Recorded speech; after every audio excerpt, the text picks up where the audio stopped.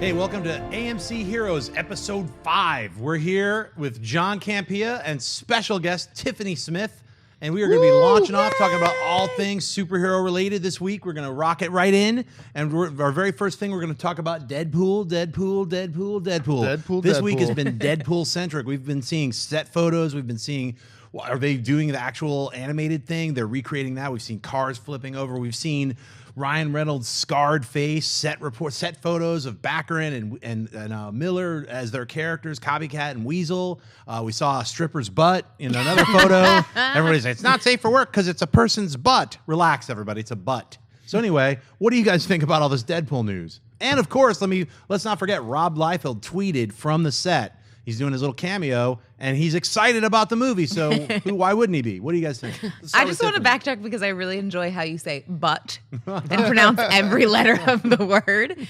But I'm super excited about everything that's coming out about Deadpool. I think this is the only time we've ever had a reboot of a cinematic character played by the same person where it's like, yeah, we're going to get a lot darker. I mean, he's known as the Merc with a Mouth. And then seeing the scarring on his face leads me to believe that they're going to talk more about Weapon X, about how he became this character, about the fact that he had cancer and that's why the scarring comes out because it's the stuff from Weapon X is fighting the cancer.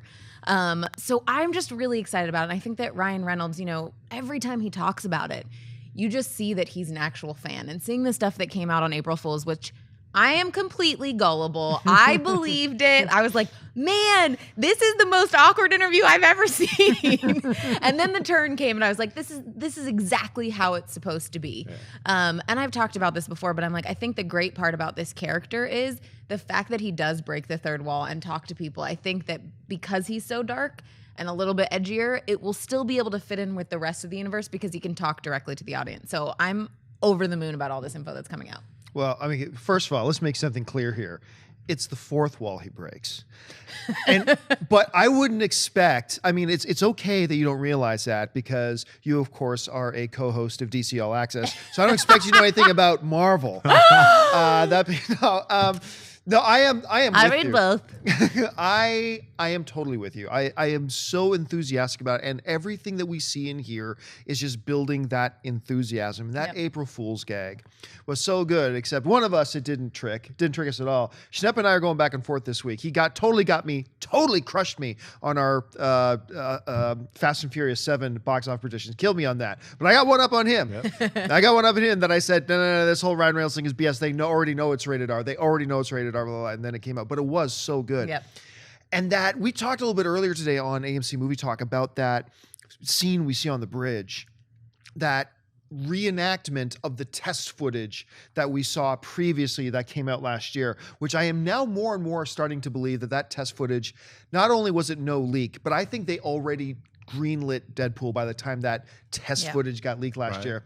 But at any rate, if that is actually one of the scenes from the movie, I think you came up with a theory too, where you said, the beginning of the what film. If that's the beginning of the movie? It feels like, because when you watch that animated test footage, it feels like that could be a great opening. He's just sitting on the edge of a roof. Yeah. It's a great intro to the character, and then you learn more about his origin, however they want to tell it, but you're just right in the action. One of the cool things from those set photos is you saw markers on his face, which means they're going to animate his eyes, which is great just to know that his eyes are going to be, it's going to, not only is he going to break the fourth wall, but he's going to be talking to you like, it's going to be unlike any other movie that we've seen yet. So it's very exciting. Well, I was talking to a friend of mine about that. We said, I think just as in Man of Steel, Henry Cavill never wears a cape. Every time you see a cape in Man of Steel, it's digitally added. It's all animated, his cape, so they can make the cape come to life. And I said, I think the same way they did that in Man of Steel, I think that's what they're going to do with Ryan Reynolds' face with the eyes. I think you're going to see them animate his eyes a lot when he has the mask on. So I hope you're right, man, because if they are, that's going to look amazing. Well, and this is kind of secret info, but I did talk to someone who was working on some of the effects and stuff for Deadpool, and they were just kind of doing a little bit of extra work on the Ryan Reynolds stuff, and they were just saying how much he moves and how much articulation is in his face and upper body. For me, I was like, yes, we're going to get this character that is so all over the place, who gets distracted. Because when you're reading the comics, the only time he ever really messes up or doesn't get his mark is when he gets distracted by something else. It's his own doing. That's what I kind of love about this character as well. Well, really excited about it. Let's move on to something that Tiffany is much more familiar with, the DC comics world. You're wearing a Superman shirt. I'll just let you know, just in Hey, case. no, I love all superheroes. So let's talk about Batman versus Superman, or Batman v Superman, and the trailer getting scored. So Zimmer came out, and his guy Junkie XL, they were actually scoring to picture the trailer, and that's an unheard of thing. I don't know if most of you guys and gals don't know that normally when a trailer comes out a year or so before the movie's actually coming out, they don't have the score yet, so they're using temp music. So you'll always hear like Howard Shore's music, or like these very famous scores will be like kind of reworked and just That's or the like 80.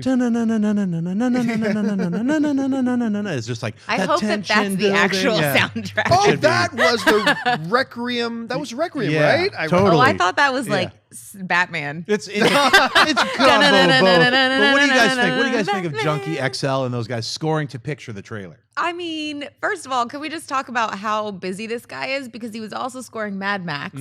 Because he posted photos and you're like, oh, no, that's not from Batman v Superman. That's from Mad Max scoring. But for me, I think the part of it that excites me so much is the fact that they are reusing the same composers for the scoring of these films. Because I think you look at the Marvel films and that's missing to me. Like an actual score, an actual sound for each character.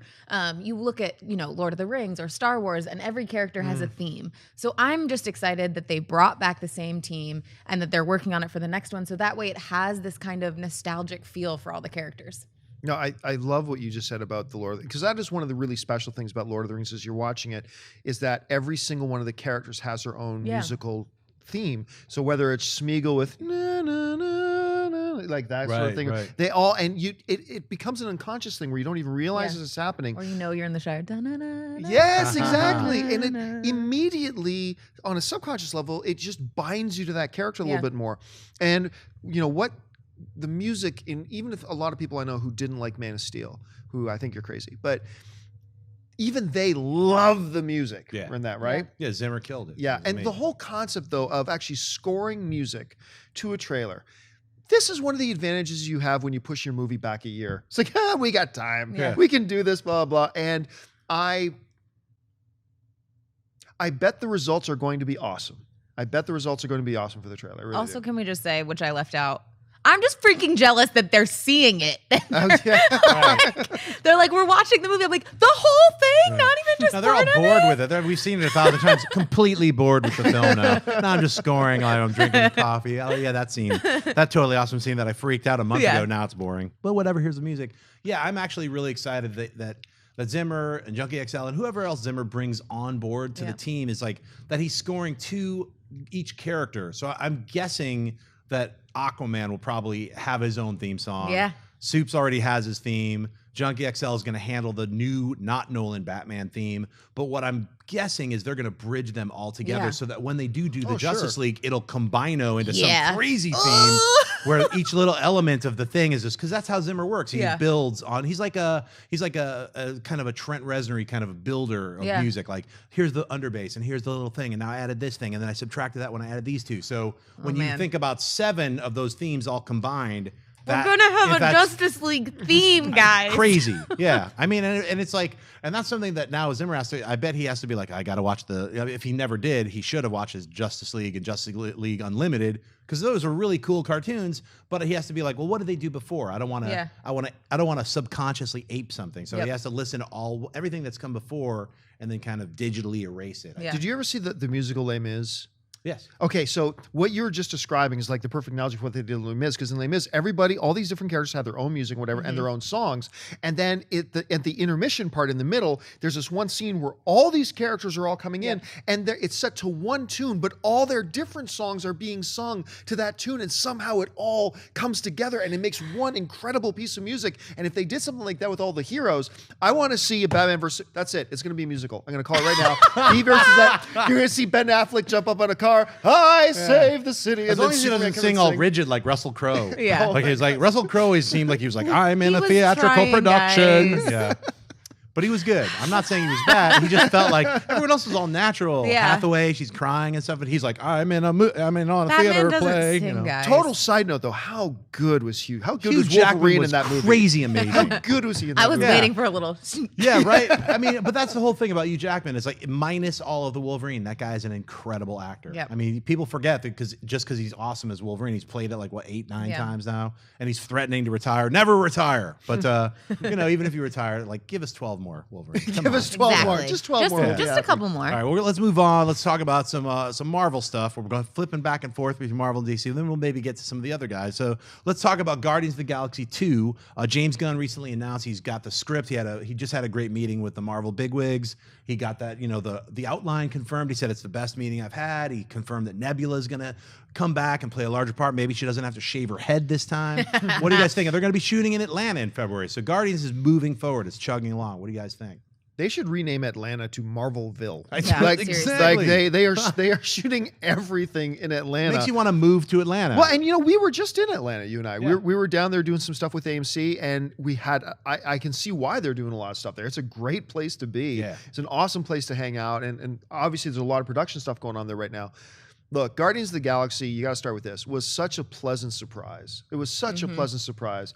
And it could not have happened to a better guy than James Gunn. Mm-hmm. Like, I remember when they announced Guardians of the Galaxy, I'm like, which is how you and I met. I was going to say, that's the whole reason I'm sitting here right now is because they were like, well, what the heck is Guardians of the Galaxy? And they're like, let's find a weird, sweaty nerd who's been like, who can talk on camera and knows about this stuff. And I was like, hey, me. So that's how I came on the show. I was like a little guest like That's- 2.5 years ago. Can someone that's- please make a gif of you doing that? Me. That's pretty much our first communication. And then I turned to our mutual friends, like, what's wrong with this guy? But anyway, like, when they announced it, a lot of us were very trepidatious about it. Saying, well, Guardians of the Galaxy, it's a kind of a stretch, it's a big gamble, blah. Then when they announced James Gunn, that was it for me. Because I am a massive fan of Slither. Slither is one of my, Slither and Stardust might be my two most underappreciated films ever. I love that film. And if you have not seen PG porn, get online and search James Gunn's PG, especially the one he does with Nathan Fillion, which is just hilarious. It's so good. But anyway, and then he did a Super and things like that. Yeah, and of course, don't forget Tromeo and Juliet, which Oh, is he one of my did a lot of good stuff. friends from college. Jane Jensen played Juliet, and that's how I first heard of James Gunn. He's a great director. So this whole I love that he was coming back to do number 2. His style just fits so well with this quirky group of ragtag space, guys going out there.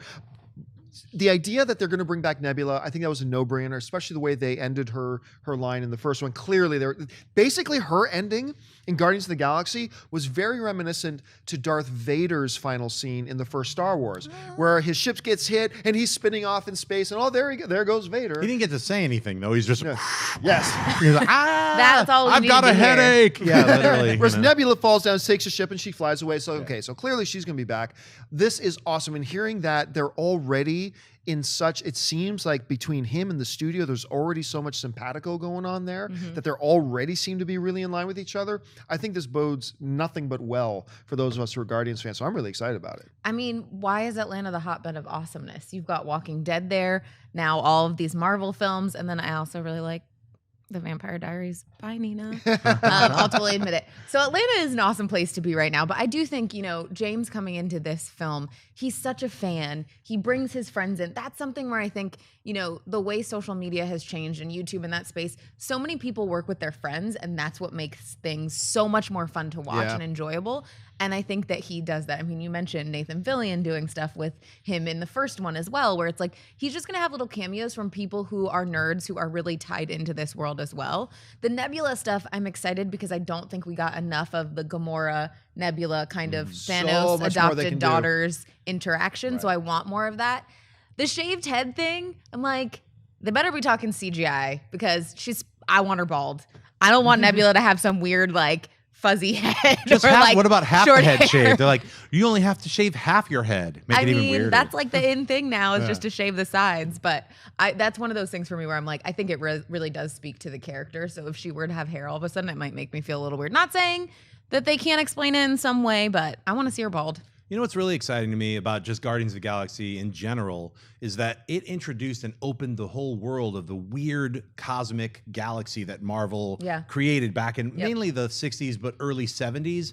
Like just very strange characters that I never thought would see the light of day. And that a talking raccoon, a giant tree voiced by Vin Diesel. Yeah, and that's just the start of it all. I mean, there's like a million different characters that just runs the gamut from, infinity, which is the entire galaxy talking to you. There's like, it gets so cosmic and strange and weird that it's good that we have someone like James Gunn who can take that and adapt it and make it funny. And, it opens up the whole different cosmos. So now we have the Kree and we have like the Nova Corps. We have all these little things. The Inhumans. Just kind of, blink, blunk, just they're set up. And it's set up in such a natural and fun way where you don't have to have a glossary or anything. It just felt really natural. So it really is. It's that kind of the intro to the universe, but in such a clean way that it bridges what I think was Iron Man, which was like very real and grounded and technology based, with something that is like the power cosmic. You have Thor, which is magic and technology combined, and then you have things that you just can't explain, which is the Infinity Stones and this other kind of this whole other thing. So they've been able to blend it in a great way. So I can't wait to see what they do with the second one. So let's move on and talk about what's coming up very soon. The Avengers: Age of Ultron. Woo-hoo! Now, all three of us at the table are actually going to see it in less than 48 hours. Yes, which we is are. Freaky. And anyway, we're not bragging. It's just the truth. That's what's happening. And then we're bragging a little bit. Oh, hey. I'm really excited. But we're not going to be able to say anything. So that's the painful thing. We're not going to be able to share it with any of you guys for at least, 3 weeks? So that's going to be very painful. But the pain is worth it. So you guys got to see not only just 2 brand new TV spots that had like all this brand new footage, but also a new trailer that had even more footage of it. So what did you think about all this new Avengers footage just dropping on us? Obviously, the standout for me with the trailer is Black Widow. After Captain America, Winter Soldier, everyone was like, we want a Black Widow film. We really want to focus on her. And I think that Marvel listened and was like, hey, we're going to really focus and give her some fun moments in this trailer. Because I think the ones we've seen before was cameoing everybody. You got a little moment with everyone. In this one, where it's the stuff where, she kind of, and I'm like, it's Fast and Furious style because I'd seen it like 2 times already, where she like slides the motorcycle under the semi. Such a great shot. And she throws up the shield and you're like, she's such a badass. Yeah. And then the end scene, which again, I'm just such a nerd. She whips out those 2 little, what look like lightsabers. Oh, yeah. I'm assuming they're the gauntlet, the Black Widow's bite kind of electroshock thing. I choose to believe they're lightsabers. I'm holding on to lightsabers. Just wait for the Star Wars Marvel crossover, because my mind will just, it'll She's be like a Jedi? Kingsman brain exploding. But every time they keep putting more stuff out, they've found a really good way to give us more and not have it feel like overkill, which I don't know how it's happening, but they're doing an incredible job at it. The thing that I loved about the new 30 seconds that we saw attached to that trailer was that, I always kind of felt like Captain America might have been my favorite character in the MCU. I mean, the original Thor, this is going back a little bit. The original Thor film was my favorite standalone MCU movie, but I always kind of thought, I think maybe Captain America. And then after Winter Soldier, that was it. Captain America is my favorite character in this. There's just, and the way that Chris Evans plays him is so great. And I always love that at the end of the first Avengers, as they're gathering on the street, everybody turns to Captain America. When Tony even says, it's your call, Cap, and Cap starts giving everybody the orders what to do. It's like, now this feels like the Avengers, right? Yep. And I really like that in this new trailer, not only was it very Black Widow-centric, but it was also kind of Captain America-centric too, and really kind of having Cap come to the forefront a little bit more, which makes me a little bit worried that maybe he might die at some point. But at any rate, I really like what they're doing with that. The trailer looked incredible and badass. 48 hours till we see this thing. I'm just getting giddy about it. And they're like, I love the way they're doing their trailers, because they're showing you a little bit, and then the next trailer they show you a little bit more from the same scene. So there's so much that we haven't seen. It's a 2.5-hour film. Yeah. And we know that they have to set the stage for Civil War. So we know that there's a lot going on internally between all the characters, between all the Avengers, between Stark and Rogers. So there's they're setting that up, and in fact, they showed that little preview with the snapping the wood scene. You know, Oh, that was so great. Yeah. Did you see that one? Which with just Stark and Rogers hanging out in the forest, and At a cabin or something, chopping wood, and then and you don't know. So good. You get the kind of the feeling that might be happening somewhere in the middle of the actual Avengers: Age of Ultron. I don't think it's the end, and it's not the beginning. It feels like they're like hiding, or there's some kind of regrouping thing happening. So those all those tiny moments, and then all the one-liners. I wrote down a couple from where she's like, "Hey, big guy," and then Hulk turns around, and then Thor says, "It's all in the swing." When he swings and hits Captain America's shield, and then Cap says, "She's with us." I think it's Cap that says it. Where I'm just like, how they have so many perfect one-liners just in that little trailer. I'm like, this is gonna be awesome. We're in for two, and I can share this now. I was talking to somebody involved with the production of Avengers: Age of Ultron. I can tell you this: while I cannot quote a source or anything like this at this time, you are going to see Spider-Man in the post-credit scenes of Avengers: Age of Ultron. I'm totally lying. I'm totally lying. I want to throw this at you right now. I'm like, that was really mean. John Campea, April Fool's Day was a couple days ago. I told you I'm gullible. All right, before you guys got shanghaied by John Campea's giant lie, and now you had to run to the bathroom to clean your pants, come on back, because he was lying. Let me say one thing. One of my favorite one-liners was in one of the commercials where Hawkeye says, "Look, we're going to fight a bunch of robots and all I've got are arrows." That was my favorite. And I swear to God, Whedon is just I bet he just came up with that while they're just say this. Can I say this? So I really do hope that they do some cool things with Hawkeye, because while I still contend, I think the Avengers is the greatest comic book movie that's ever been made. Hawkeye was left a little bit on the sideline in that. He was a zombie drone for most of it. And then even when he came back, he just got his ass beaten by Black Widow, and then shot some cool arrow shots. And like that one where he's talking to Black Widow on the comm, and then not even looking over his shoulder, takes out a Chitauri, soldiers just like that. Yeah. So but they didn't give him cool things to say or do, and I hope he gets a little bit of time. I think he's going to get a lot of cool things to say, and I know I've seen several of his different arrows that he uses. When I was visiting on set, he's got cool new arrows. I mean, it's been so many rumors going around that not all of the Avengers are going to make it out of this one. Yeah. I would not be surprised if it's him. I know. Because I don't wouldn't be think surprised that either. People have connected to him in a way, and I don't think it's his fault at all. It's just that he hasn't had a lot to do in the movies, and so I wonder if that was a purposeful move where it's like, okay, we're going to make it feel like there's actual stakes here and take out a character that not everyone is super duper connected to at this point. Well, the one I really think, and I won't be surprised if that happens at all. The one I would more put my money on, though, is going to be Rhodey. I think War Machine bites it.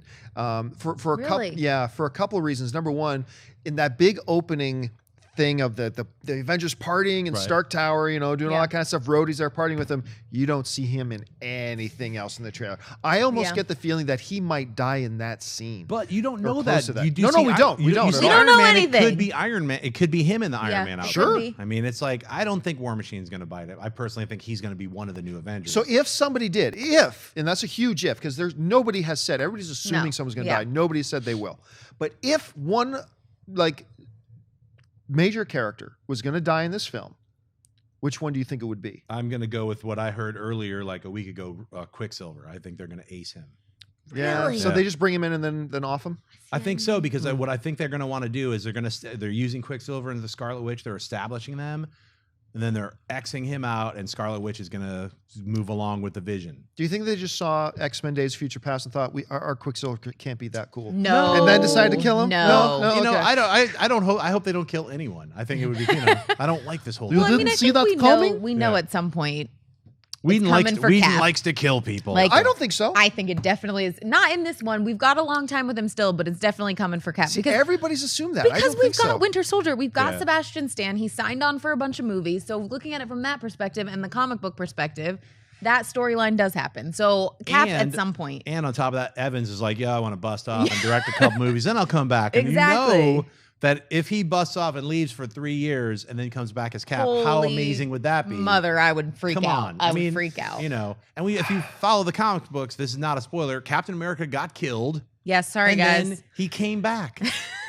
That's what the Winter Soldier is. But so I read don't that think they're going to do that. I really don't. I don't think they're going to go that route. who knows? I mean, we do know that there's something called Infinity War 1 and 2. Yes. Yeah. And we do know that a couple of people are going to take breaks and come back later. Yep. We've heard rumors about that. We do know that there is a brand new Avengers lineup. Who's going to be on it? We don't know that. Yep. So there's a lot of things we don't know. And then we've got, before Infinity Gauntlet, we've got this whole Avengers 2.5, which is Civil War. So it's a lot of Avengers stuff there's a going on. lot to happen A lot. between now and Infinity War. Well, here's lot. a new segment I'm going to start. We're on episode 5. I'm going to start this. So it's a 5th thing. It's called Minor Mutations. It's just really quick news bits. I'm going to read them all off, and then we're just going to all jam and talk about whichever ones we want. I'm just going to read them like news.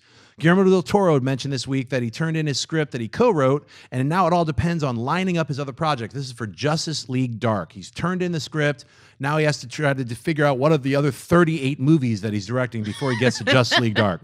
The international trailer to the new Fantastic Four movie added a few moments showcasing the Human Torch and the Invisible Woman's powers, as well as an extra moment, like a few extra, like 17 frames of the Thing's rocky explosion, like coming out of some other kind of weird brick encasement. So if you haven't seen that, check it out online so you get those extra 15 frames of excitement. Jason Momoa mentioned he hasn't gotten a script for the Justice League, but when he does, he's going to bring his humor and his professionalism when he's asked to be in it, which is a great answer.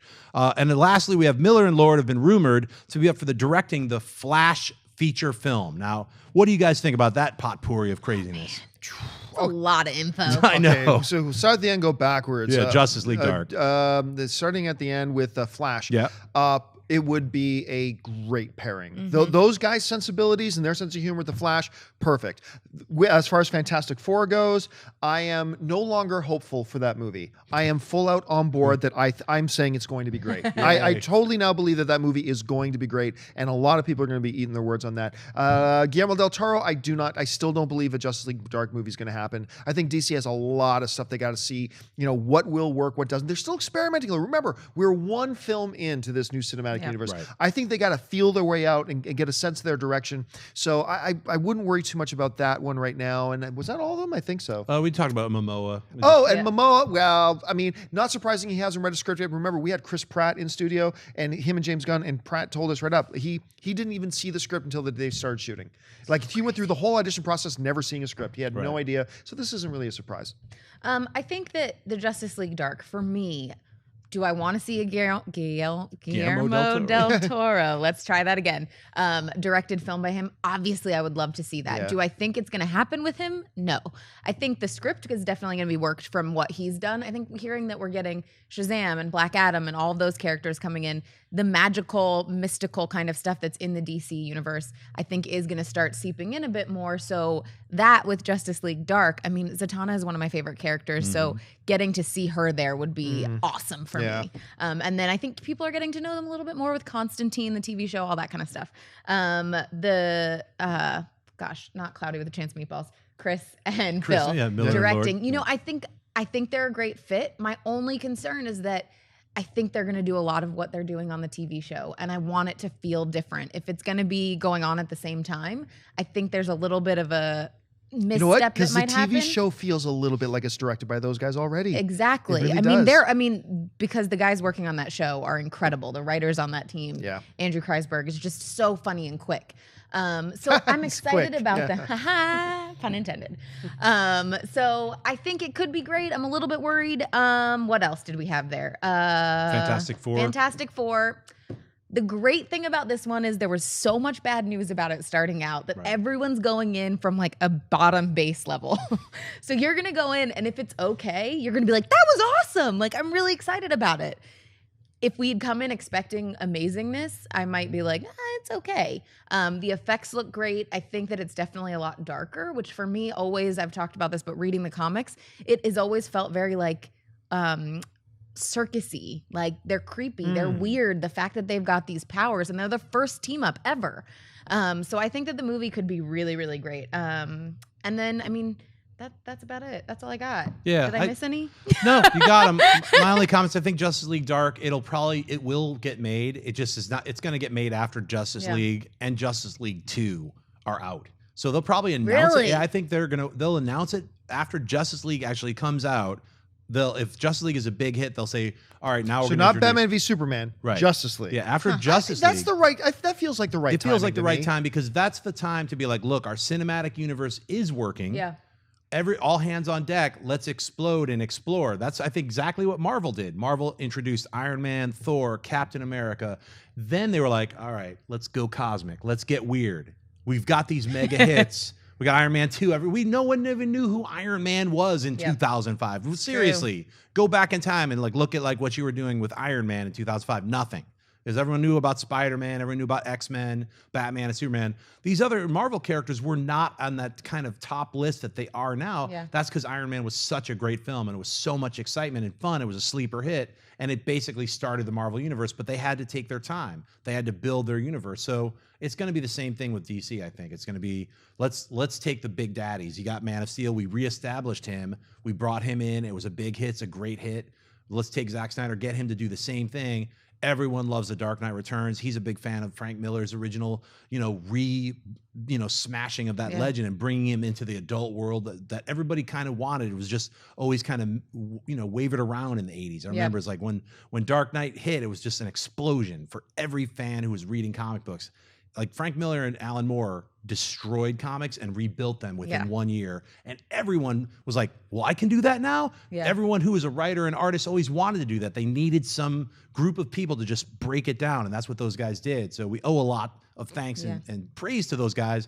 Snyder is a beast. He's an awesome director. I loved Watchmen. I mean, look, he, so what? He took the squid out. Boo. It's like, he also had to make a 9-hour movie if you wanted that artist colony who designed the squid, read the comic. So, you know what I'm saying? It's like, you got to get with it. You're like, get a 2-hour movie. He did an incredible adaptation of that film. So when I heard that he was doing Man of Steel, I was totally down with it. I loved Man of Steel. There's parts of it that I, was like, hey, look, we can trim this. We don't have to cut away to the girl, Perry White and all that stuff. And Superman on the other side of the thing, I would have been like, just cut that out. Then we would have had him and Zod. It would have been a little more exciting because he wouldn't have all that CG overload. So those are my few comments about Man of Steel. But other than that, it was a really solid film. And a lot of people complain about the Kevin Costner thing. We're not going to talk. We'll have a whole episode dedicated to talking about Man of Steel, the pros and cons. But just moving on, I'm excited about all the news of Justice League. Fantastic Four, I'm a big fan of. I think after Trank and Kinberg have just been coming out and talking about what their perspective is and their direction on the film is, Trank is talking about sensibilities of Cronenberg, like how they're mutants. And that's, as a kid, I was like, they're monsters. Yeah. That's why I liked the Fantastic Four. As a kid, it was like monsters teaming up and fighting other monsters. Come on, that sounds awesome. And that's kind of what this is going to be. It's going to be a superhero sci-fi horror film. So me and John, when they first announced it, I remember we were both kind of not so into it because we also had scar damage from the other two Fantastic Four movies, which we won't talk about. Yeah, it's sort of like Galactus as a purple cloud.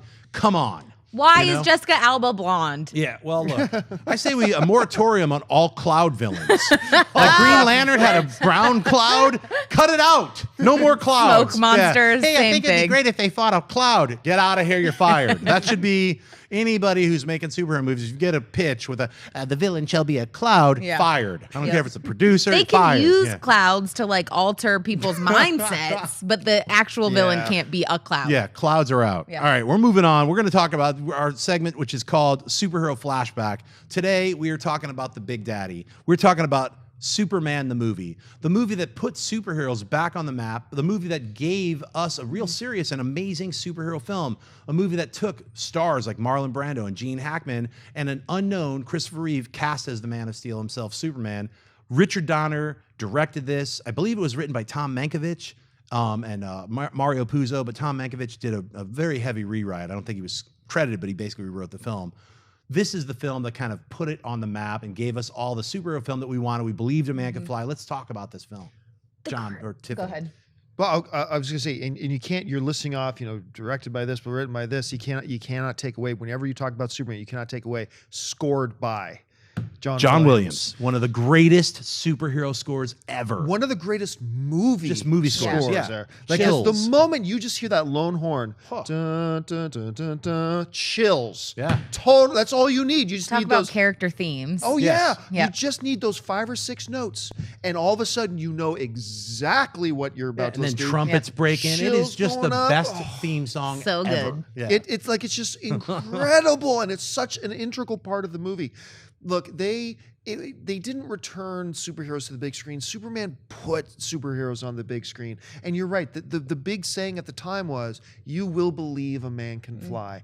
And for those of us who now live in the digital age, a lot of that is lost on us. Yeah.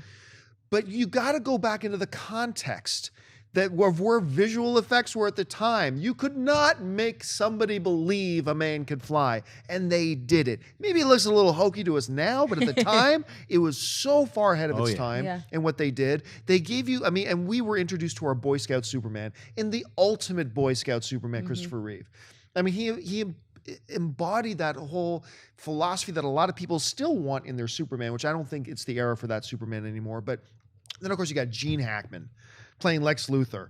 Now, granted, he is the one who introduced us to the whole unfortunate trend that Lex Luthor, everything about him is about real estate swindling deals, but whatever. And Batman, the villains have to be mayors. You got to cut that out. Yeah. And of course, his, what's the name of the actor who played Luthor's henchman? Oh, Otis. Who played Otis? One of the all-time great Hollywood actors, and he was also in Deliverance. Give me a minute. It'll come. Tiffany, get it? All right. But so while Tiffany looks that up, because we don't have fact checker Jonathan here today, it's just Ned Beatty. Ned Beatty. There you go. Thank you. Faster than me on a computer. No, I thought of it. No. What? Who said it first? It was Ray. Well, I don't think you heard him, but it came in just a split second before you. Right. But then that scene, whenever I think about this movie, one of the scenes I always think about is that it's actually romantic. And I hate romance in superhero movies. They do, but it's that romantic scene. Sit out on her balcony. I knew you were going to steal my scene. They fly for the first time, and you hear that little monologue. Can you read my mind? And I remember the first time I saw the movie, I thought, this is stupid. But then as I got a little bit older and I watched the movie again, it's like, no, this is really a great filmmaking right here. So awesome movie, Godfather of them all. It still stands up today. What do you think, Tiffany? I mean, I think when you look at the fact that Gene Hackman and Marlon Brando were Academy Award winners at this point, and they were top billed. Their names were above Superman and above Christopher Reeve, obviously. And so it's interesting looking back at that time and saying their names are what drew people in, not that it was a Superman film. Because now it's like Superman movie, it doesn't matter who's in it. We just want to see Superman. Yeah. And then you end up talking about the casting crazily, like who gets cast in it, and then we all nerd out about it should be this person, whatever. But at that time, it was much more about what actors were in it, not about the Superman story. And this was really the first time where it was taken seriously. This is a movie that wasn't hokey or cheesy. I mean, now we look back and some stuff, like you said, looks a little bit cheesy, but at the time it wasn't. And you look at the poster, which I think is just such an iconic poster, and it says, "You'll believe a man can fly." We all talked about this. And that scene on the balcony is just, you see him kind of like slowly fly in and then picks her up, and you're like, that's what Superman does. Like, that's how they are together. And for me, it was, I watched Lois and Clark, the TV show, before I saw this movie, actually. Wow. And so, I'm like a little baby. Yeah. She's a youngster. But going back and seeing it, I was like, there was so much stuff that just was so nostalgic to me. And, if you haven't seen it, I highly suggest going back and watching it, because obviously I think for a lot of people, Christopher Reeve will always be their And Superman. more than that, I'm not saying there haven't been other good incarnations, but Margot Kidder is Lois Lane. Can you read my mind? Because I was Yeah. about to say that. I was about to say Margot Kidder. No, I'm serious. I wanted to ask you, because you're a lot younger than us. Like, for me, that is my Lois Lane, is Margot Kidder. Yeah. But you grew up watching Lois and Clark. How do you feel about Margot Kidder as Lois? I think she's great. It's weird for me because I haven't really had a person that I felt like was so solidly and perfectly cast as Lois Lane. I definitely didn't really love the Lois casting that we got in the last movie. Oh, no. Totally Totally miscast. I feel like the character, it's a character that, because it's so much more about her personality than anything else, that I think that it works for me. And I loved Smallville, so the casting on that show, Erica Durance. I liked her. The thing was, when I go back to that Margot Kidder, Lois Lane, it's not just that the actress was the best one for it. I just thought that was the Lois Lane incarnation. Yeah, that was the right incarnation. Because I love the Lois that we had in Smallville. Yep. It just wasn't Lois. Yeah. Sorry. Well, it was a bit more caricature. When I said totally miscast, I meant for Superman Returns. I didn't mean Amy Adams and Man of Steel. That was my bad. But yeah, it's because I really liked. I'll never say her name right. Durance. I think it's Erica Durance. Erica Durance. I thought she she played a great Elseworld version of Lois Lane, but it wasn't Lois Lane the way like Margot Kidder played her. You know, it's funny you bring up Man of Steel. I really liked Amy Adams. So did I. As Lois Lane. The thing that I was missing, I think, is the chemistry between the two of them. That's what I felt like wasn't necessarily there for me. And that's what's so strong about those two characters. The chemistry was put together too quickly in Man of Steel because they didn't have the time. In Superman the movie, they developed Lois and Clark as not only just Superman, but also Clark. Clark Kent had a role. Yeah. He was, the bumbling reporter who was like, she would have lunch with him. They would hang out. They would do things together. They would do reporting together. Where'd Clark go? Superman's doing something. They had those scenes that are kind of iconic and part of the character in the comic book series as well as the TV series. So it was built in, and I know they might have glossed over it in Man of Steel because they're doing this like building block stuff. Well, also, like, did you guys have crushes on her? On Amy Adams? No, on Margot Kidder? Yeah, when you watched it. I don't think I did. Yeah. I might have. Like, I feel I like might if have it's with Durant's because a there's little like a bit, but different not Margot Kidder. connection to the character than for me, where I'm like, I want to be Lois Lane. Yeah. Yeah, I had a crush on Ursa from Superman. I was like, hey, I like she could beat me up, But no, I mean, Margot Kidder was great. To me, she is kind of still like the personification of Lois, and I saw a little bit of that in Amy Adams. To be honest with you, She's a little fantastic bit. actress. Yeah, Amy Adams is a great actress, and though she looks nothing like Margot Kidder, I thought the few moments that she was allowed to be the reporter Lois, she had that attitude when she got off the helicopter and she's like, "No thanks, I don't need you. Just carry my bags." There was this kind of attitude that I liked that they had in the beginning of Man of Steel that because of the way it's written, they didn't have enough time together. So when they were rushed and kissing at the end, I agree. A lot of people are like, what's going on here? Yeah. And they're like hugging it out, and then Metropolis is in lines. Like, look, we just listen, we'll fix it later, whatever. Yeah. I'm going to give them a break. So let's move on to the next segment here. We talked about Superman the movie. Let's go to talk about comic book characters that exist right now that have not been turned into movie properties. It's called Spotlight. We're gonna highlight 3 of them. We're gonna start off with a comic book series that was first started at Marvel's kind of experimental zone. Epic Comics is what it was called, and it was written and drawn by Jim Starlin. Now, Jim Starlin, any Guardians of the Galaxy fan is gonna know that guy is the pappy of cosmic weirdness. It was like, hey, if you took a couple of tabs and started seeing stuff float, you'd end up reading one of his comic books.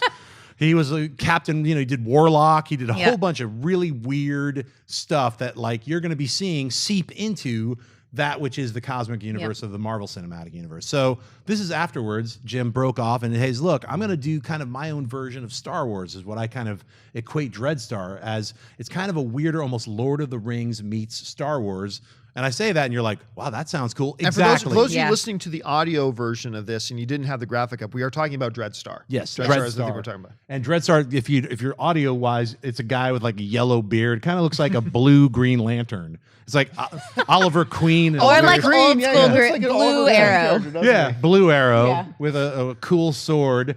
Let's talk about Dreadstar. I don't know if you guys ever got a chance to check it out or whatnot. I know recently, about a year ago, the rights got picked up for to be a movie. But was it a TV show? I think that I recently read this that it's being turned into a TV series and that Jim is involved with it to produce and write on. Wow. Which is super exciting to me. And I think you did a perfect job describing what this series is. If you like Guardians of the Galaxy and you want to read something else, go check this out.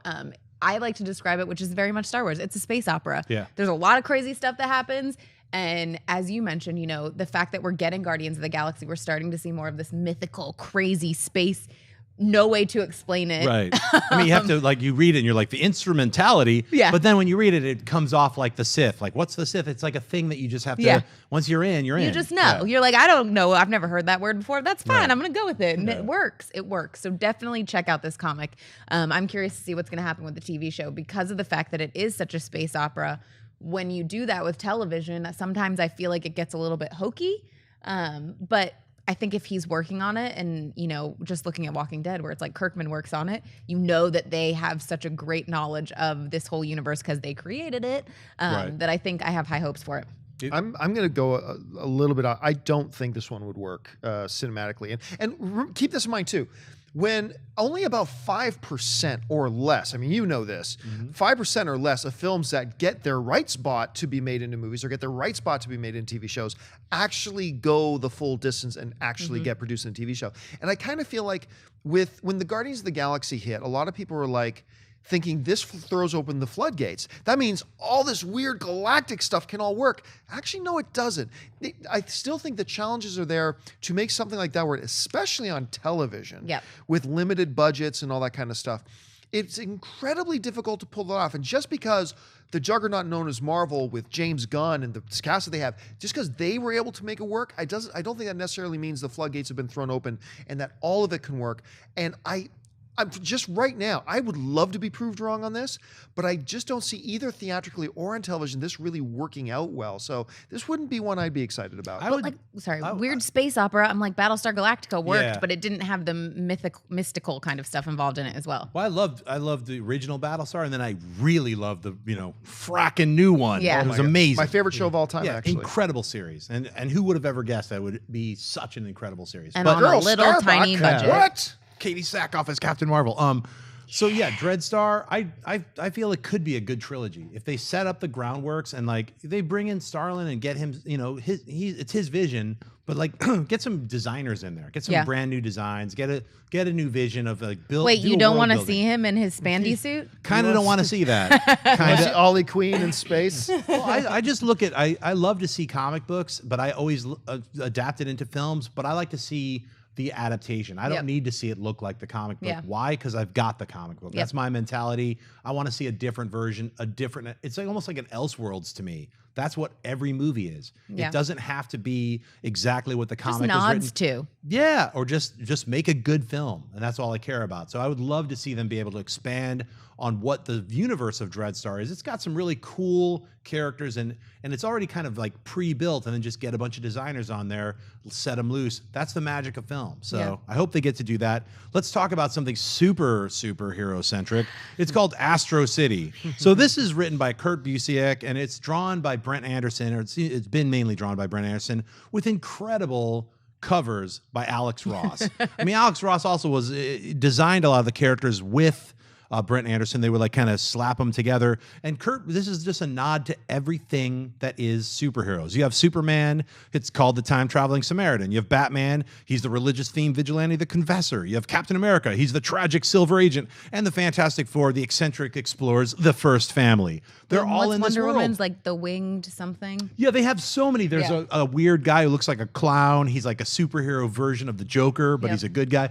There's so many weird variant versions of like, it's like what's happening with WonderCon and Comic-Con now, where you have mashups. Like, I'm somebody from an anime thing, plus I'm Iron Spider and the Hulk. You're like, what? Yeah. Exactly. I'm from Astro City. Yeah. That's really literally what Astro City is. It's a mashup of every single comic book character, and it lets Kurt Busiek kind of write whatever he wants. He's like, look, I'm writing Batman and Spider-Man. They're hanging out because I created these variant They're just not versions. Called that. Yeah. So, I mean, to me, I think that's an untapped, incredible potential to have a lot of fun with this unused superhero world. What do you guys think? All right. Okay. So sometimes if we don't think something's going to work in a movie, sometimes people default, well, okay, maybe not as a movie, maybe it could work as a TV show, right?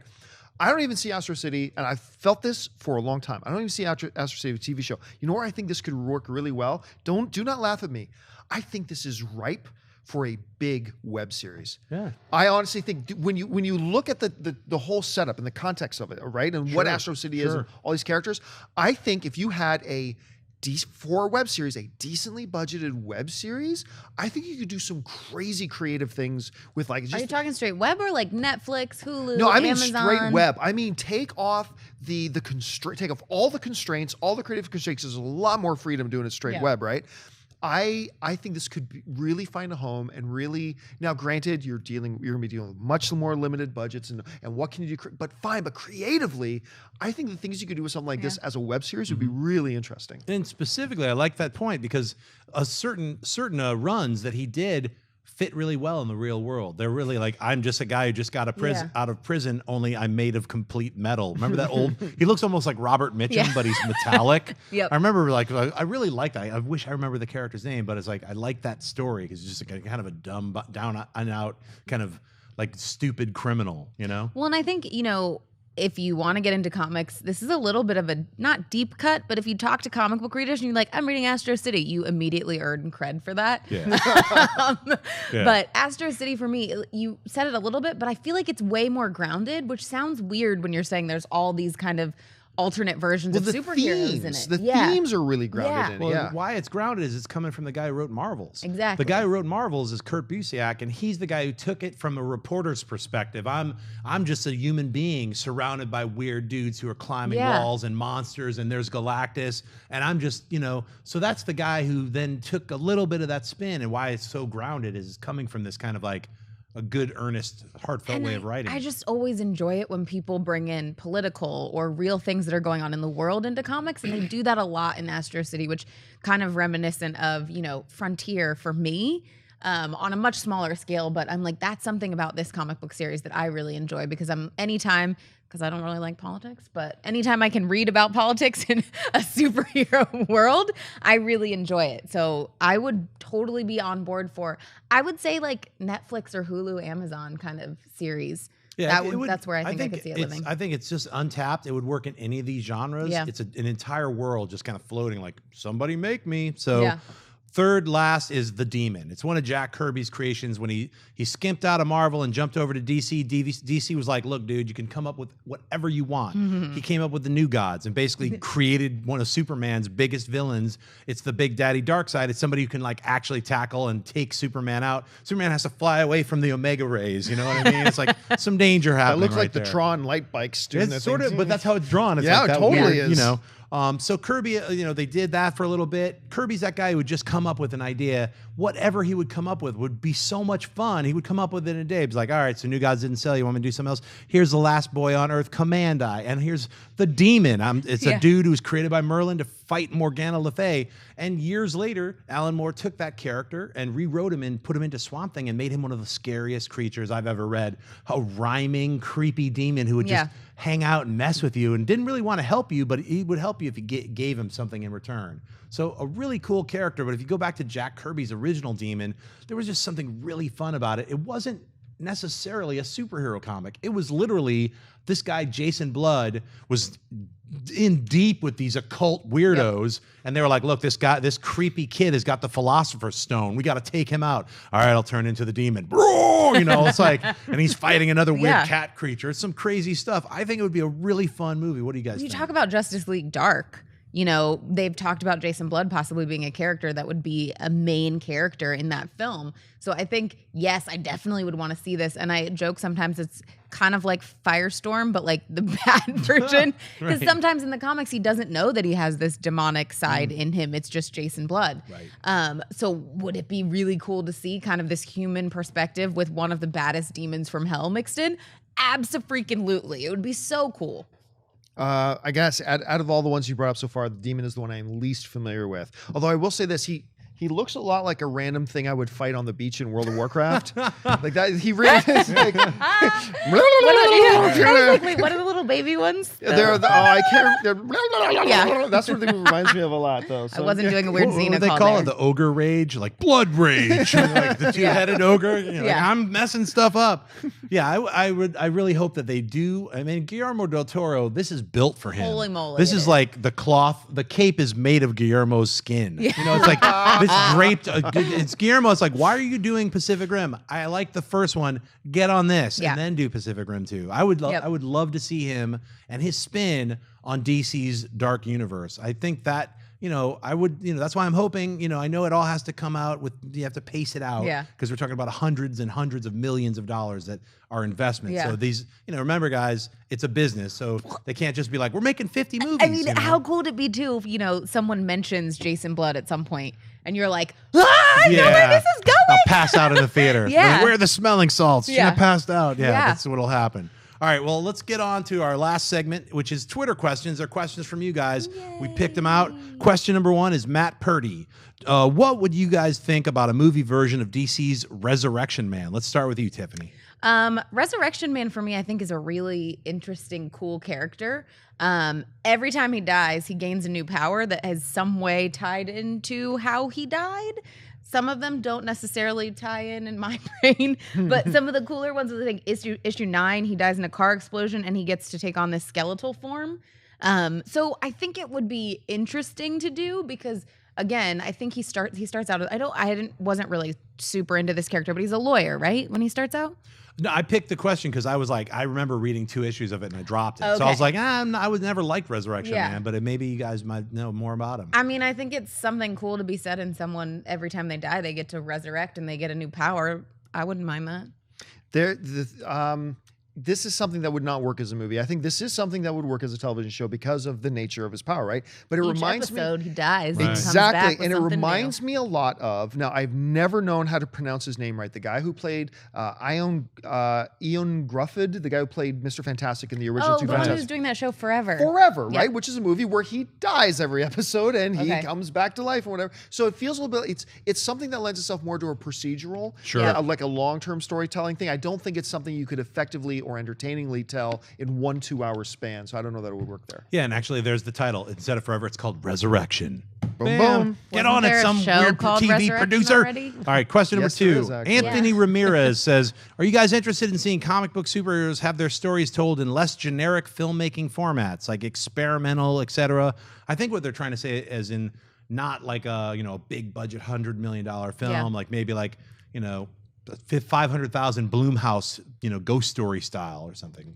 Is my guess. I mean, I think that as we bring in new directors, we're starting to get that a little bit more. And then where there's stuff coming up with, I feel like a lot of the indie comics where Lazarus, awesome comic if you're not reading it, I think just got picked up for Hulu or Amazon or I something. love Lazarus. Yeah, and I love the artist and the writer as well. Yeah, It's just- where I think that if you want to try those kind of different takes on the characters, which, you have like Daredevil noir comics that come out, that would be really cool to see something like that. But I don't necessarily think that it could tie in with the main universe that we're seeing in films. So could they be kind of standalones? I mean, I talk about this with Star Wars where I'm like, the standalone films, I want them to feel different than the main episodes. So down the line, could it be something that I would be into? Yes. Do I want to see Cap in a kind of weird, different version of himself film while we're getting the main Marvel films? Not really. Right. Well, there are heroes though that could lend themselves to stuff like that. We were talking a little while ago about Black Widow, right? Mm-hmm. Black Widow, and let's face it, because she's not super powered, there's a lot of flexibility then there that you have. Like you can't do Thor super low budget. Just can't. They did that Thor, with the old indie film. Do you remember that old Hulk TV The movie? trial of the Incredible Incredible Hulk, Hulk was with Thor. He was just like a weird ape vest. He's like, "Roar! Oh, my Green Ogre. Yeah. He kept calling Thor Hulk the Green Ogre. Remember that dude? Unfortunately, yes. See, that's what a low budget version of Thor looks like. But you could there are a lot of different things, both experimental, low budget, all that kind of stuff that you could do with characters like Black Widow, maybe even like with Hawkeye. Actually, Hawkeye, the new Hawkeye comic incredible. is actually drawn. Matt Fraction and David Aja. Yep. I love his art. It's actually drawn. You're the one who turned me onto it. It's actually drawn and comes across very much in that type of a style, like Yeah. a very used universe, a very more gritty, a very more low budget, if you will. Mm-hmm. Kind It's of him feel- hanging out in his apartment, Yeah, trying I to mean, get groceries, and like, look, the Russian mob has given me some problems. I'm going to adopt this dog. It's like Yeah. such I'm a gonna fun, adopt this Yeah, dog. it's such a fun Yeah. series. So I mean, I think there are heroes out there that do lend themselves to that. So it would be interesting to see someone take a shot at it. I wouldn't mind. I mean, we're in that world now where it's like superheroes are going to stay established. I would love to see either DC or Marvel take a like, hey, look, we know we've got Thor, we've got Spider-Man, we've got Black Widow or Captain America. Let's take an experimental break and try an Elseworlds, and like let's do a $5 million thing and like try to keep it contained. Maybe do it. I don't know how it would be done as a web series to try to like. But I was going to say, we're kind of getting that with Marvel coming out with all of the, Amazon, Hulu, which one is it? Oh right, the Netflix Netflix. deal with Didn't- Daredevil. I'm like the one I didn't say. But where it's like all of the miniseries that they're doing, I Right. feel like they could play a little bit more there. Yeah, no, that's true. And maybe DC can like follow suit. Maybe they could be like, look, let's do a Fate series. Well, they're kind of doing that a little bit on CW right now. Right. with that, Keeping yeah, ass they are with doing those it. TV Yeah. shows. But they're keeping those separate. Like, remember, we can Yes. always talk about like DC and Marvel. Multiverse. Yeah. Well, yeah, the multiverse. That's they're gonna blend. They've already got the the Reverse Flash, and they've already shown like some Crisis elements, which will lead into how many Earths are we gonna have? A bajillion. A bajillion Earths and multiple. Yeah, do that. that's the only I hope problem. they It's don't like do when they that. start out. Well, I'm from Earth H. I'm like, oh god. All right, so let's move on to question number 3. Dylan Esposito says, "What character has the worst superpower? It may be the most pointless, weakest, overall dumb power that someone has. Who's got the dumbest power?" Oh man, that's a great question, actually. I always go with Captain Boomerang. Someone asked me one time, they're like, is there a character that you think you could take out? And I'm like, probably Captain Boomerang. But then he comes onto the TV show, and I'm like, he's actually kind of badass. The way they used the power in that one was really cool. And did you recognize him? No. He's the actor who played Asher in Spartacus. He was like, oh my also, gosh. yeah, it's Asher. That I jumped out of my seat. Casting everyone from Spartacus on that. Everybody. I jumped out of my seat when I saw that. Just like, that's Asher. It's like, it was so cool. Yeah. I love that. I love that. But yeah, I guess I would still stick with Captain Boomerang. I would have, along with everybody else, joined the stereotypical throng of Aquaman. Aquaman, dude who talks to fish and blah, blah, blah. He can make a hurricane with sharks in it. Yeah. He is the original Sharknado. Yeah. But then AMC viewers really encouraged me and turned me on to Aquaman New 52. And then I played and read Injustice Gods Among Us. And Injustice, by the way, I say this all the time. If you have not read the year one of Injustice Gods Among Us, it is some of the best writing I've read in a comic book in years. It's like, pick up year one, Injustice Gods Among Us. Anyway, and now I am totally... No, actually, Aquaman is one of the best badasses in all the DC cinematic universe. So I'm actually at a loss now as to who has the most stupid power. What about you? I'm going to pick Speedball.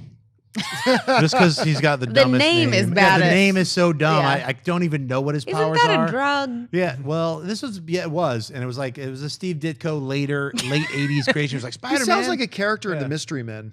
Yeah, he sounds like he's got a one weird of kind of those- strange orange outfit with hair sticking out, kind of like Freakazoid. It's a bad look. I don't know what it's. I think he jumps around. So He jumps around. yeah, I think you throw a couple rocks at him, he's out. Let's go to question 4. We got: should we praise Snyder for taking on reshaping the public image of Aquaman, or should a different version or a different director would have left him out?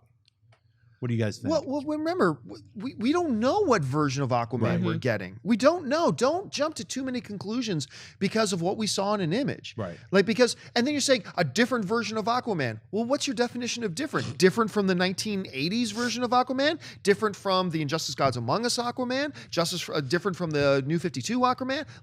We've had so many different versions of Aquaman. How can you say he made a different Aquaman? Well, they're all kind of different. And like I said, I actually really dig the fact that instead of the orange scales, they went a little bit different on. They tattooed the scales on them. Mm-hmm. But who knows? This could be Jason Momoa. While he looks a little bit different, this could be the exact Aquaman from the New 52. This could be author from the New 52 to a T. We just don't know. Let's just wait and see a little bit before jumping to too many conclusions because he's got Raphastylian hair.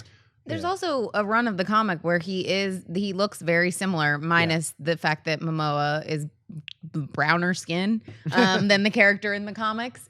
But the kind of like one shoulder strapped outfit. Beard, long hair. And for me, it's, what I love about this is the fact that they kind of took an actor and then said, okay, what are some of the things he's into? I mean, if you have not looked up the audition for Jason Momoa playing Khal Drogo, it's it's awesome. It is so cool. It's very like tribal and it's just awesome. But I think that when you look at this character and you look at what Zach has done with the universe, if you put a different version in, I mean, someone said to me one time, they're like, I would have wanted to see him on a seahorse. And I'm like, imagine the poster shot that came out of an actor sitting on a seahorse. And you'd be like, how is this going to happen in this universe? It would be ridiculous. Everyone would have panned it.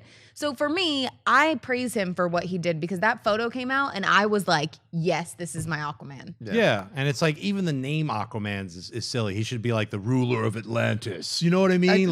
This is exactly Arthur, what he'll be. He'll be author. He'll be. Yeah. They never even said Superman in Man of Steel, they did didn't. They said and he got blipped out or S or he looks like an S. Yeah, or he'll be whatever. author or he'll be king of Atlantis. And that's how they should play it because he's like the ruler of Atlanteans. People are like, oh, there's Atlanteans? Earth's going to freak out. Yeah. Like people are like, hey, there's an alien. It's like, you don't even know what's going on. What's on your own planet. Yeah, there's stuff underneath them. There's all this stuff. It's going to be a freak. I think Batman v Superman. I think Batman's going to be like, will come up. And, I think Bruce Wayne is going to be like half the team with Lex Luthor. He's like, I don't even know what's going on, but there's aliens everywhere. Yeah. You know what I mean? It's like a freak out. So let's go to question number 5. What if DC Warner Brothers brings out Jared Leto as Joker during this year's Comic-Con, kind of like the Loki thing? Do you think that's even a possibility? Possibility? Yeah. Possibility. Let's remember though that Loki thing was done after Loki. Mm-hmm. Yep. It was after the movie. So that was kind of thing. They weren't spoiling anything with that. Yeah. But that doesn't mean they couldn't. I mean, look, if you want to talk about stealing the show, If DC really wanted to steal the show, and they did a couple of years ago when Zack Snyder came out, and what's the name of the actor from The Blacklist who played the General in Man of Steel? And he was in The Matrix. I don't remember his name. You said Blacklist, and I was like, Spader? And he quoted The Dark Knight. And he came out and they announced Batman v Superman by quoting The Dark Knight Returns. That in one swing won Comic-Con.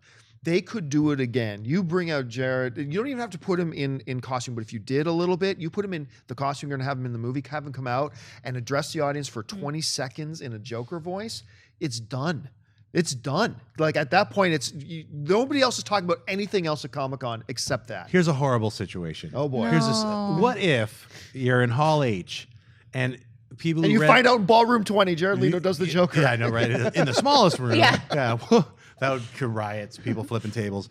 If Jared Leto showed up, but dressed in the Dark Knight outfit that in the Frank Miller when the Joker broke out and is a guest on that David Letterman. Oh, yeah. And he's sitting there and he came out in that same outfit and those weird little floating, doll babies came in and just started gassing, coming out and and then the doors locked and it was like a mix of Joker / Red Wedding. That would be quite And the horrific. gas was cocaine. That would be a little bit insane. I don't think that would ever everybody happen. goes But I wonder. It's an interesting question. Let's get to our very last one. I just picked it off Twitter. This is the bonus extra sweaty question of the week. And it is going to come, let me read it here, I'm going to have to take my glasses off because it's tiny. Get an Android. Yeah, right? I know. Now I'm going to get the iPhone 6 Plus or whatever. Yes, what do you need? Sorry, guys. I had it. Now, where did it move? This is called Not Being Prepared, singing a song because it was about the Justice League. Where did it go?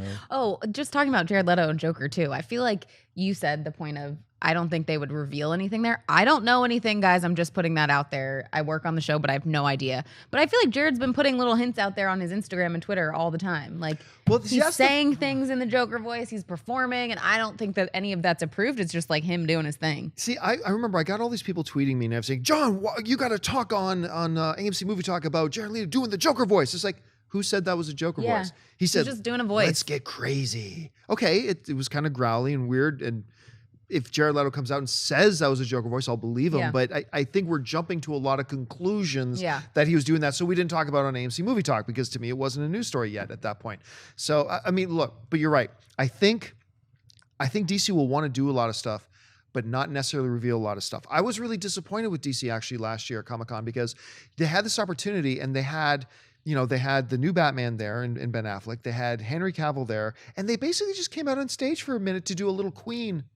Let's be honest, though, you were disappointed, but it was still awesome. I mean, it was still really cool. I don't know. I felt like it could have been really cool, but just having them walk out going, "Hi guys," because remember when Marvel did that, and they brought brought everybody out, and they had Robert Downey Jr. into the MCU dancing down the aisles. But even remember when they first announced the way they announced the first Avengers movie, it was kind of like that, and they had This is kind of when they broke out Joss Whedon and all that. That would be say when Justice League happens, because we're connected to those characters. Then this is still really where it's like, I would much rather have any panel them not give me enough than give me too much and have me walk out and be bummed out. But the third option is give you nothing.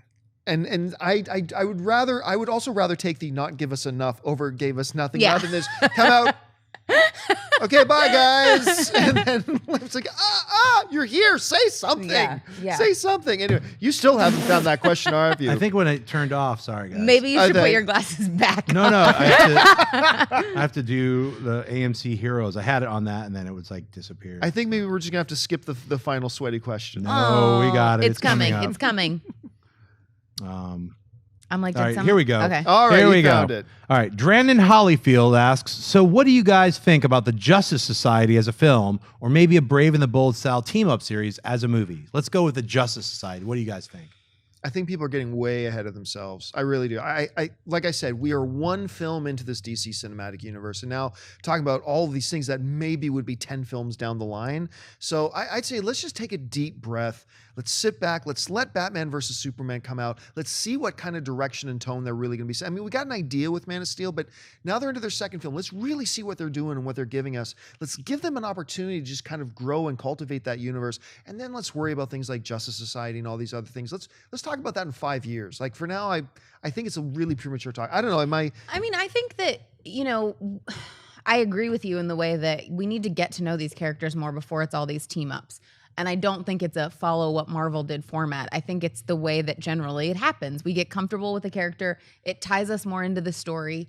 I think it's interesting that it's Batman v Superman because for me, that's kind of, yes, we've met these characters, but we haven't met this version of Batman yet. And that to me is kind of a baby step into teaming up, which I think is an earlier step than, say, what Marvel did, because I think we've seen that in Winter Soldier. It was much more of a team-up film between Cap and Black Widow, I think, in that one. So I kind of want to just keep taking these baby steps and seeing, and then would it be awesome to have something like that down the line? Absolutely, but I don't necessarily want to start thinking about that yet, because then it starts up, oh, well, we need to cast those characters now. And I'm like, we might get to that point, and who knows what age all these actors are going to be at. Yeah, it's way too early. That's why I picked that question, because we were talking about Justice League Dark. And I think it's way too early, even for that. I'm glad a script is being written, but it's way too early to introduce all those mystical characters, especially if they're going to be part of the DC cinematic universe. So I feel like, hey, a Justice League Dark, even though it's written, we can have it like on bat, ready to go once Justice League comes out. Same thing with Justice Society. Justice Society has all these other characters. Power Girl.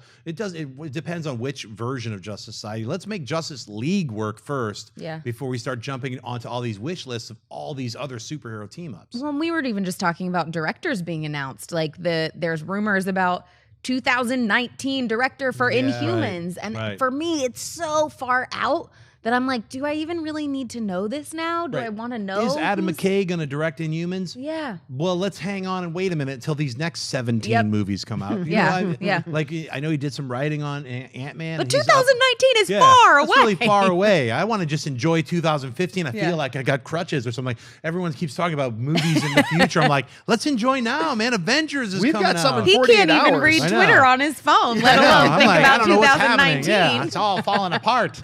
So, hey guys, thank you so much for tuning in. I'm going to thank our co-host, guest over here, Tiffany Smith. You can find her as a co-host on DC All Access. Thank you so much. Does anything you want to plug? Thank you guys so much for having me on. This was so much fun. What am I doing? I do DC All Access. We have a new episode up every day of the week. I do stuff for Fandango. You can find me on Far, Far Away, podcast talking Star Wars, and just started a new Game of Thrones podcast as well called The Night is Dark. So with our very own Maude Garrett. Yep, Maude Garrett and Ken Knapsack. You can keep up with me on Twitter at Tiffany's Tweets. I always post where I'll be, what I'm doing. Awesome. And of course, John Campea, where can people find you? You can find me, of course, here at AMC Movie News on a daily AMC Movie Talk, Monday through Friday, AMC Mailbag on Saturdays and Sundays, AMC Heroes right here on Tuesdays, AMC Jedi Council on Thursdays, and all the various little special videos that we do as well. And you can follow me on Facebook or on Twitter simply at John Campea. And you guys can find me on Twitter and Instagram, just at Jon Schnepp and at TDOSLWH. My documentary is almost done. I'm working every night and day on it. April 30th. Thank God. I know. I'm so tired of this movie already. He hasn't even seen it yet. But it went close. 3 years of this. 2. Only 2. Guys, you know, it takes a long time to make something. Dude, 2012.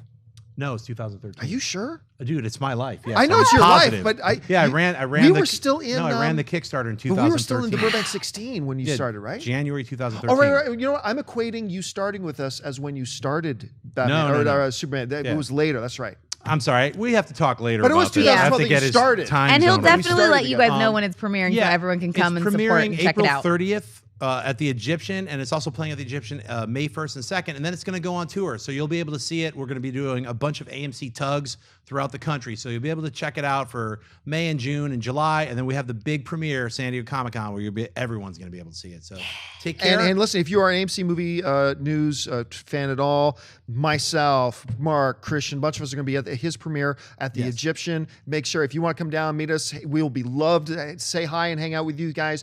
Get over there. Where can people buy tickets if they're in the LA area to get tickets for that? You can get them on Fandango.com, and all of these guys will be at the April 30th red carpet premiere. That's at the Egyptian. It's 8 o'clock, so get your tickets now. It's selling out, so if you can't make it, I'll also be there May 1st and 2nd. We're doing Q&As for all 3 screenings, and then we'll be floating around until Comic-Con. So thanks so much for watching AMC Heroes. # AMC Heroes and write your questions for next week's show. Take care.